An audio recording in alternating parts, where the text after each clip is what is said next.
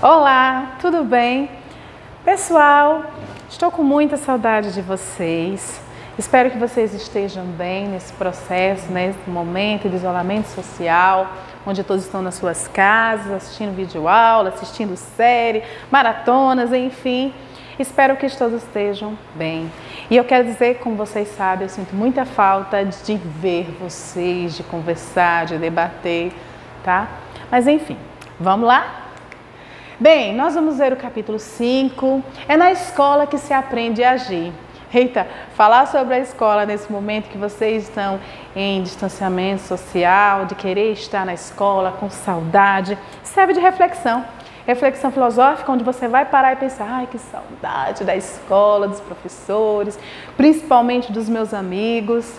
Enfim, é um momento de relembrar, de pensar e de refletir, não é? Filosofia faz isso, você refletir. Então, o que a escola representa para você? Qual é a principal função da escola na vida do aluno? Qual é a relação entre você aprende, entre o que você aprende na escola e como você coloca em prática o seu conhecimento? Você aprende na escola, como é essa relação? Você aprende na escola e leva esse conhecimento para o mundo, para a vida. Como é essa sua relação? Então, o ser humano tem necessidade de sabedoria. A curiosidade é o motor da impulsão ao conhecimento do mundo. Nós somos naturalmente curiosos. Nós estamos o tempo inteiro tentando buscar o conhecimento, querendo aprender. E é na escola um dos ambientes mais propícios, o mais correto de você buscar as informações, de você aprender conteúdos científicos que vão ajudar você a crescer cientificamente e como pessoa, como ser pensante, que pode produzir, contribuir e de forma intelectual também. Então, existem muitas áreas do saber que pode despertar interesse. Portanto, é necessário que se tenha tempo e espaço destinado à busca desses conhecimentos existentes de novos saberes. É na escola que é um ambiente que você vai tendo contato com esses novos conhecimentos, com essas novas construções de sabedoria que vai aguçando você, porque a escola é um ambiente que vai aguçar você a buscar esse conhecimento, que vai aguçar você querer aprender mais. Então, a escola, por exemplo, é um dos locais mais adequados para o aprendizado. No entanto, muitas vezes, o conhecimento para ser um motivo de imposição para os indivíduos que às vezes estão desinteressados em estar nas aulas, por essa ou aquela outra aula, que às vezes algo que de certa forma é obrigatório acaba tendo um desinteresse por estar ali. Não para todos, mas alguns têm muitas vezes esse desinteresse, ou algumas disciplinas que vocês ficam desinteressados para aprender. Então, o que você espera da escola? De certa forma, os estudantes gostam de ir à escola, porque lá é um ambiente onde vocês vão encontrar os seus amigos. Pode ter uma aula que você acha que é monótona, mas é um lugar onde se encontra principalmente as pessoas que têm idades semelhantes à sua e que pode lhe contribuir em alguns momentos e principalmente em você se sentir bem em estar com o outro. Então, por que os alunos relacionam a escola em que estudam com sua casa? Muitas vezes os alunos assim querem levar a vida que você tem em casa, a forma de agir, de se comportar para a escola.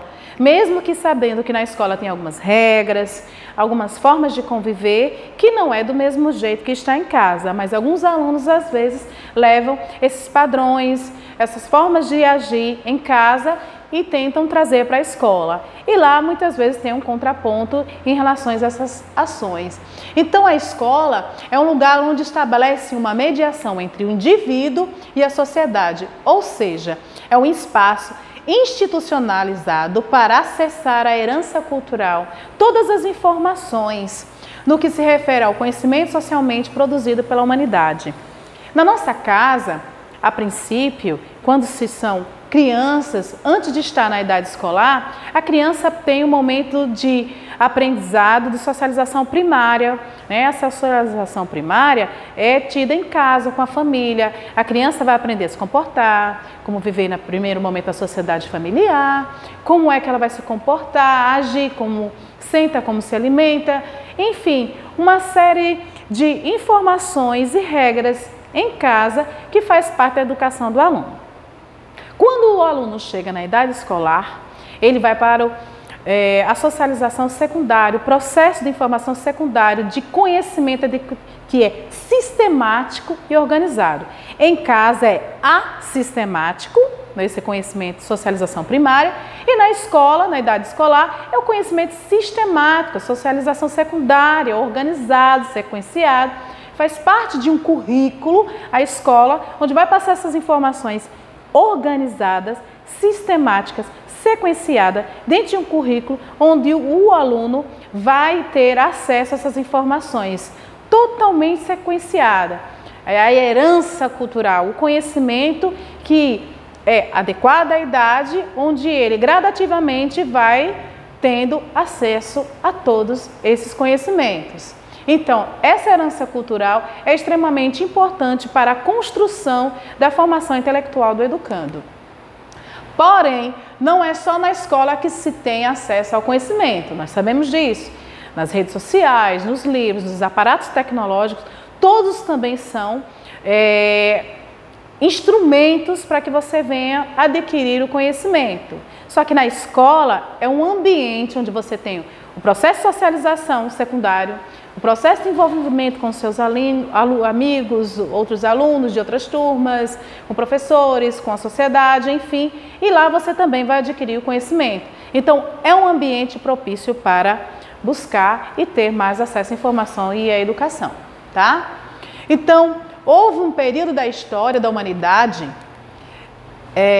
em que a instituição escolar nem existia e as pessoas aprendiam de maneira informal. Nós sabemos que na Grécia Antiga, ou até mesmo antes, as informações eram passadas assim, de uma forma bem tranquila, debaixo das árvores, né? Principalmente os filósofos, eles passavam as informações para os seus pupilos, né? Para os seus seguidores, lá as informações de uma forma muito tranquila, falavam várias áreas de conhecimento, não tinha disciplinas definidas, era de uma forma mais informal, ou os pais iam passando o que sabiam para os seus filhos.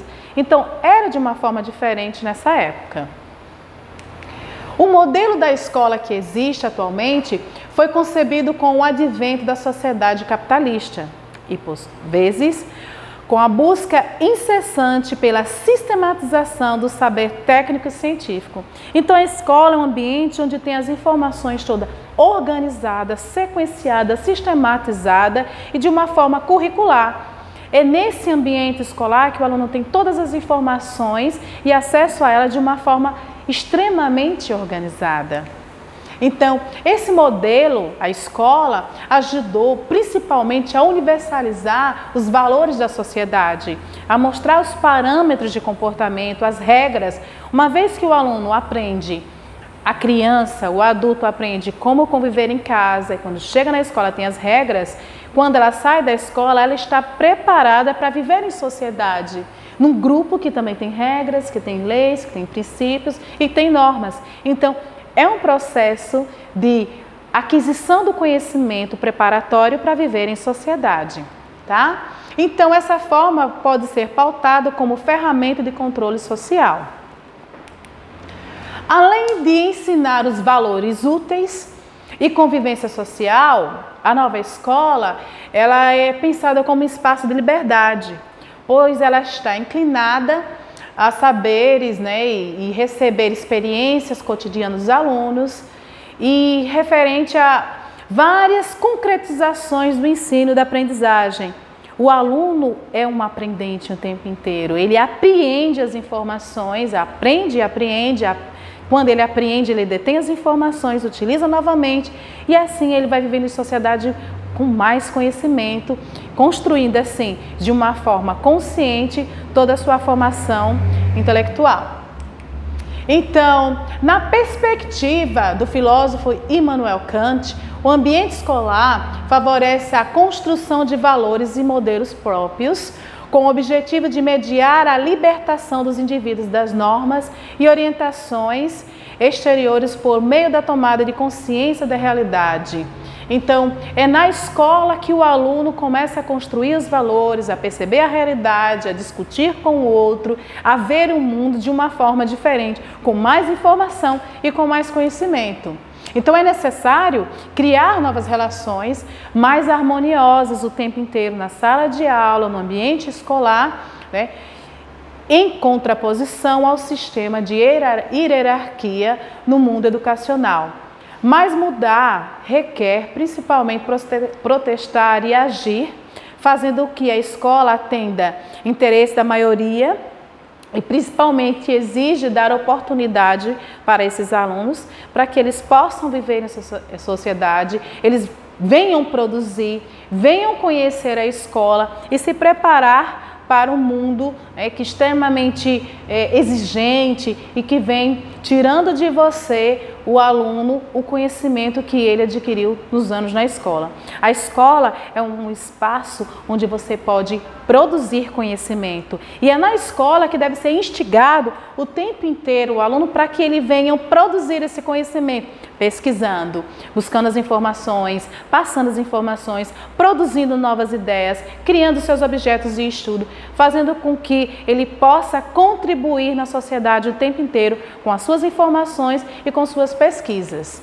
Então, é ajudando a pensar e agir que a instituição poderá, por sua vez, formar os sujeitos que transformarão o mundo. O aluno está sendo preparado para transformar o mundo, para melhorar o mundo, para tornar o mundo num processo de humanização o tempo inteiro, de produzir, seja em redes tecnológicas, nas redes sociais, em cultura, arte, política, enfim. É um processo de construção do conhecimento e a escola é um ambiente perfeito para essa produção. Então, um dos maiores educadores, referência, tanto no nosso país quanto no mundo inteiro, é o educador popular Paulo Freire, que dedicou todo o seu trabalho para jovens e adultos, onde esse pensador ele faz com que e mostra que a escola é para aprender política e aprender na escola, e fazer política para ele é a mesma coisa. Ele acreditava que a escola era um ambiente de aprendizado, mas principalmente também de humanização. Era para estar bem. E ele falava o tempo inteiro assim, olha, buscar o conhecimento, encharcar-se de conhecimento, que ele era muito epidérmico, ele gostava muito de falar nesse sentido. E ele acreditava que as pessoas estavam eternamente no processo de construção, de busca do conhecimento. Ele acreditava que a pessoa, quando aprendia a ler, aprendia a escrever, aprendia a ler o mundo, a pessoa ia ter uma visão diferente, uma visão de construção positiva, uma visão de humanização. Então, ele também, Paulo Freire, ele dizia que educar era conscientizar o aluno sobre sua condição social e ajudá-lo a entender para agir de uma forma própria para a libertação. A partir do momento que você tinha conhecimento e informação, você passava a ter uma libertação.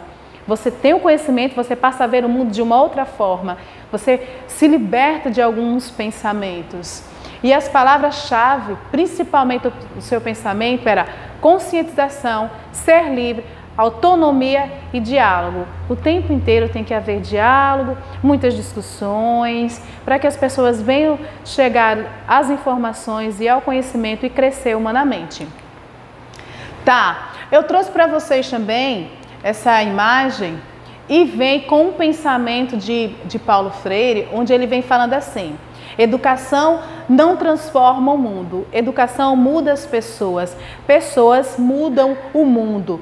Então, para Paulo Freire, no seu livro intitulado Pedagogia do Oprimido, a sala de aula era apresentada como um lugar onde se desenvolve a consciência.